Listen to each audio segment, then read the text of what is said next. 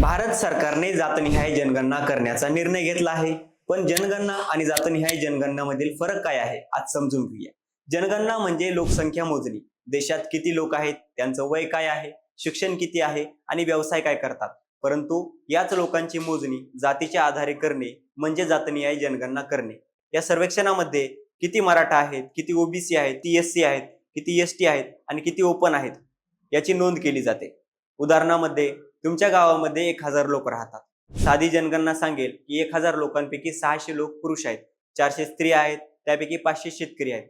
पण जातनिहाय जनगणना सांगेल की त्यात 100 मराठा आहेत, 300 धनगर आहेत, 100 माळी आहेत, 100 ब्राह्मण, 100 महार, 100 मुस्लिम आणि 100 आदिवासी आहेत. म्हणजेच काय तर जनगणना म्हणजे फक्त लोकांची मोजणी आणि जातनिहाय जनगणना म्हणजे लोक कुठल्या वर्गामध्ये मोडतात त्याची स्पष्ट मोजणी. तुम्हाला हा फरक माहित होता का? माहित होता तर कधीपासून हे कमेंट करून सांगायला विसरू नका. धन्यवाद.